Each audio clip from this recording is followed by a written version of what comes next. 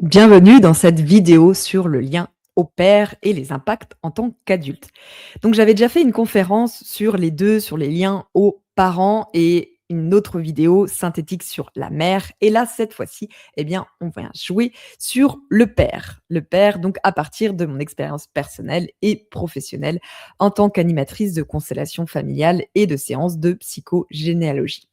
Le père, c'est notre repère dans le monde. C'est lui qui va valider ou non notre place vis-à-vis de l'extérieur. C'est avec lui qu'on va se sentir soit légitime, soit illégitime. Évidemment, le rapport va différer en fonction de sa présence. Est-ce que ça a été un père qui a été très présent, mais il a été peut-être strict, peut-être trop autoritaire? Est-ce que ça a été un père qui a été absent, voire même, on ne sait pas qui est notre père? Donc tout ça va impacter, la vision et notre vision. Parce que le père porte ce regard et donc c'est par son regard qu'on se sent comme validé ou invalidé de la société. Et donc on peut attendre son besoin de validation, son besoin de reconnaissance si on n'a pas perçu cette validation, cette reconnaissance dans, le lien à notre père. Il joue aussi sur le lien au professionnel, donc sur le lien à la réussite. Quand je dis professionnel, ça peut être aussi les activités extrasensorielles comme le sport, comme des activités artistiques auxquelles on va être doué ou justement on va pas être doué. Parce que c'est le lien aussi, pas que à l'argent, oui l'argent, mais aussi la réussite, le fait de réussir quelque chose, le fait d'être capable. Est-ce que je suis capable ou est-ce que je me sens finalement, pas très douée et assez incapable? Il vient jouer aussi sur, du coup, les relations et notamment les relations avec les hommes. Est-ce que, le vis-à-vis des hommes, vis-à-vis du masculin, est-ce qu'on se sent à l'aise? Est-ce qu'on se sent à la hauteur? Ou est-ce qu'on est, méfiant, méfiante? On se sent, agressif, agressive parce qu'on a peur de l'homme ou, on pense qu'il est pas fiable et donc du coup, il y a quelque chose en nous qui, se, positionne en n'étant pas ouverte à recevoir, à être en lien de manière, eh bien, bienveillante, de manière équilibrée avec les hommes. C'est aussi le rapport à avancer. Est-ce que c'est facile pour nous de se mettre en action, de poser des actions ou est-ce qu'on a tendance à procrastiner? Est-ce qu'on a tendance à finalement, se remettre en question, se sentir illégitime, se sentir: «Mais pas capable, je suis pas capable, je suis pas à la hauteur, j'arrive pas» ou alors au contraire, je dois me démener et faire plein d'actions, actions, actions. Et moi, dans le lien à mon père, donc évidemment, ça joue dans le couple parental, c'est-à-dire que le rapport à la mère vient aussi jouer, dans le sens où moi, j'avais un rapport très conflictuel. Ma mère m'a rejetée et du coup, mon père a pris plus de place, quand j'étais enfant. Mais en faisant ça, il a comme voulu effacer, nier même les difficultés qu'il y avait avec ma mère. Et sans m'en rendre compte, enfant, en fait, ça allait finalement quand j'allais dans son sens. Donc c'est-à-dire qu'il me reconnaissait, qu'il me validait dès que j'avais les mêmes avis que lui, dès que j'avais les mêmes comportements. Là, c'était: «Ah OK, c'est ma fille» et là, du coup, il y avait ce lien, voire même parfois, qui était pas toujours, sain dans le sens où il était enfin, entre guillemets, hein, mais je me souviens de la première fois que j'ai bu beaucoup d'alcool, j'avais 14 ans, ce qui est quand même hyper jeune. Moi, si ça arrivait à mes enfants, je réagirais pas du tout comme ça et il avait limite envie de rire et il a dit: «Bah, c'est pas grave, on n'en parle pas, à ta mère et bois de l'eau et c'est OK, quoi». Parce que lui, ça faisait partie des pratiques. Donc du coup, il y avait pas d'inquiétude pour lui.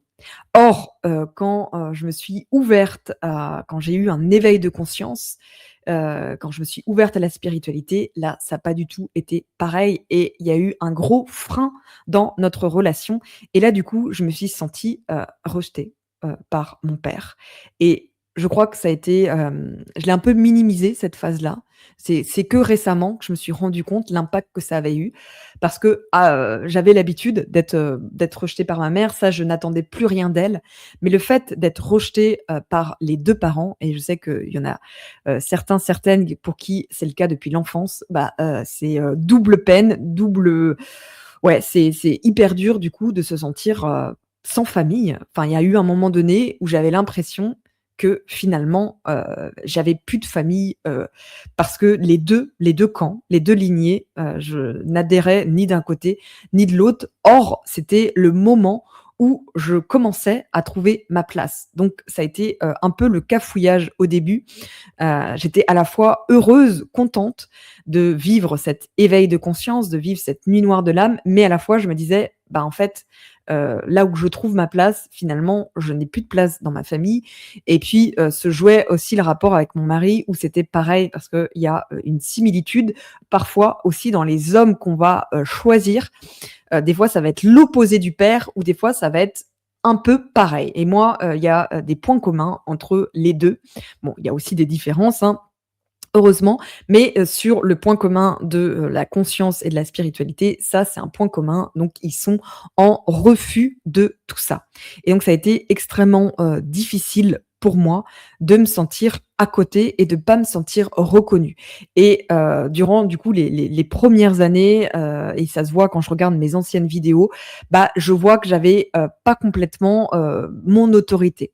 Qu'est-ce que ça veut dire l'autorité? Parce que le rapport au père vient jouer sur l'autorité, mais autorité, on entend, souvent le fait, d'être du cadre, de est-ce que c'est strict ou pas? Et en fait, l'autorité, c'est pas que ça. L'autorité, finalement, c'est sa propre autorité intérieure. Et ça, c'est hyper important d'avoir musclé son autorité. Et moi, clairement, dans les premières années, elle était pas assez musclée, ce qui faisait que, je gaspillais mon énergie, parfois à vouloir faire plaisir, parfois à vouloir faire trop, à vouloir faire pour les autres et non pas pour moi et non pas finalement me respecter. Parce que j'avais tellement besoin d'être validée à l'extérieur, eh bien que je voulais. Il y avait, une époque, au tout début de ma chaîne où je faisais des vidéos tous les jours ou tous les 2 jours. Bon, c'était, ce qui ne correspond pas du tout à mon niveau d'énergie de projecteur. Bah, ça, c'est parce que, j'avais l'impression qu'il fallait que je fasse plus, plus, plus, plus, plus, jusqu'à temps qu'un jour on me dise: «Ah OK Marion, c'est bon, tu es validée» et cetera et donc si on n'a pas, bien repositionné sa place, repositionné le lien avec son père et bien on peut avoir tendance à faire ça ou au contraire à ne rien faire, à procrastiner. Parce que pacifier le père, c'est comme pour la mère, c'est pas changer, notre père. Il va pas changer. Enfin, c'est possible, mais en tout cas, c'est illusoire de croire que c'est uniquement parce que nous, on va changer que lui va changer. Bien sûr, c'est possible, ça arrive. Bon, moi, c'est pas arrivé, dans le cadre de mes parents. Par contre, ce qui est à changer, c'est notre propre regard. C'est arrêter d'attendre la validation à l'extérieur. C'est se arrêter de, ne pas mettre son autorité. Parce que ne pas mettre son autorité, c'est ne pas poser des limites. Et c'est soit, dire tout le temps oui, essayer de faire tout le temps plaisir, mais en fait, quand on fait plaisir à l'autre, bah, on s'oublie à un moment donné. Donc, c'est mettre, pacifier le père, retrouver son autorité, c'est mettre les bonnes limites. C'est se dire oui et dire non à l'autre quand c'est juste et inversement, c'est pas non plus dire non tout le temps, être dans la méfiance et être fermé dans la solitude parce que ça peut aussi donner ça. Ça peut aussi donner des personnes qui restent seules dans leur monde et qui disent: «Mais je suis tellement différent, différente, personne ne comprend, personne ne m'aime» et là, on vient jouer, le statut de victime de Calimero et du coup, on s'enferme dans quelque chose qui ne vient pas nous nourrir.